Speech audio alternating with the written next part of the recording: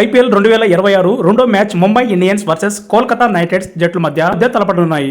మరి కాసేపట్లో మొదలుకొన్న ఈ మ్యాచ్లో ముంబైలోని వాంకడే స్టేడియంలో ఈ మ్యాచ్ జరగనుంది. ఈ మ్యాచ్లో విజయం సాధించి టోర్నమెంట్ తమ ప్రయాణాన్ని ఘనంగా ప్రారంభించాలని మాజీ ఛాంపియన్లు భావిస్తున్నాయి. ఐపీఎల్ రికార్డు స్థాయిలో ముంబై 50 ట్రోఫీలు నెగ్గగా కేకేఆర్ 3 ట్రోఫీలు సాధించింది. అయితే మ్యాచ్కు ముందు ఏ జట్టు పటిష్టంగా ఉంది, ఈరోజు ఎవరు గెలిచే అవకాశం ఉందో ఇక్కడ తెలుసుకుందాం. మాజీ ఛాంపియన్లు కేకేఆర్ ముంబై ఇండియన్స్ మధ్య ముఖాముఖి పోరులో రికార్డును పరిశీలిస్తే ఈ జట్ల మధ్య ఇప్పటి వరకు మొత్తం 35 మ్యాచ్లు జరిగాయి. ఈ మ్యాచ్లో ముంబై ఆధిపత్యం చెలాయించింది. ముంబై 24 మ్యాచ్లు గెలవగా కోల్కతా నైట్ రైడర్స్ కేవలం 11 మ్యాచ్లని విజయం సాధించింది.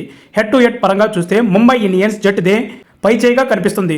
అందులోనూ ముంబై సొంత వేదికలో మ్యాచ్ హార్దిక్ పాండ్యా సేనకు కలిసి వస్తుంది. స్టార్ పేసర్ జస్ప్రీత్ బుమ్రా అందుబాటులో లేకపోవడం ముంబైకి మైనస్ కానుంది. సీజన్ మొదటి మ్యాచ్లో ముంబై రికార్డు చాలా దారుణంగా ఉంది. గత 13 సీజన్ల ప్రారంభ మ్యాచ్లో ముంబై ఓడిపోతూనే ఉంది. ముంబై చివరిసారిగా 2012లో సీజన్ తొలి మ్యాచ్లో విజయం సాధించింది. కేకేఆర్తో ముఖాముఖి పోరు రికార్డులో బలంగా ఉన్నప్పటికీ సీజన్ మొదటి మ్యాచ్ ముంబై జట్టుకు శాపంగా మారుతుంది. ముంబై తొలి మ్యాచ్ ఓటమి మొదలైన తరువాత 5 ఐపీఎల్ ట్రోఫీలు నెగ్గడం విశేషం. ఈ క్రమంలో ముంబై కోల్కతా మధ్య పోరు మరింత ఆసక్తికరంగా మారనుంది. మరి ఈ మ్యాచ్లో ఏ జట్టు నెక్కుతుందో మరికొన్ని గంటల్లో తేలనుంది. ముంబైలోని వాంకడే స్టేడియం పిచ్ సాధారణంగా బ్యాటర్లకు అనుకూలంగా ఉంటుంది.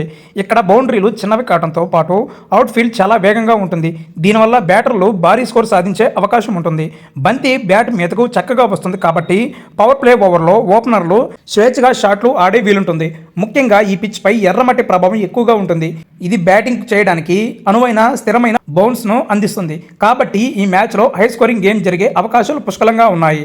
వాంకడే పిచ్ బ్యాటింగ్కు అనుకూలించినప్పటికీ కొత్త బంతితో ఫాస్ట్ బౌలర్లు ఆరంభంలోనే అద్భుతాలు చేసే అవకాశం ఉంది. సముద్ర తీరానికి సమీపంలో ఉండటం వల్ల గాలిలో తేమ ఉండి ఆరంభ ఓవర్లో పేసర్లకు కాస్త స్వింగ్ లభిస్తుంది. మ్యాచ్ జరిగే కొద్దీ ముఖ్యంగా మధ్య ఓవర్లో పిచ్ కాస్త నెమ్మదించి స్పిన్నర్లకు సహకరిస్తుంది. ఖచ్చితమైన లైనింగ్తో బౌలింగ్ చేసే స్పిన్నర్లు పరుగుల వేగాన్ని కట్టడి చేయడంలో కీలక పాత్ర పోషిస్తారు. ఇరు జట్లలోని నాణ్యమైన బౌలర్లు ఈ పిచ్ పరిస్థితులను తమకు అనుకూలంగా మార్చుకోవడానికి ప్రయత్నిస్తారు. ఈ మైదానంలో టాస్ గెలవడం చాలా కీలకం. రాత్రి సమయంలో మ్యాచ్ జరగడంతో డ్యూ ప్రభావం ఎక్కువగా ఉండే అవకాశం ఉంది. మంచు వల్ల బంతి తడిగా మారి బౌలర్లకు గ్రిప్ దొరకడం కష్టమవుతుంది.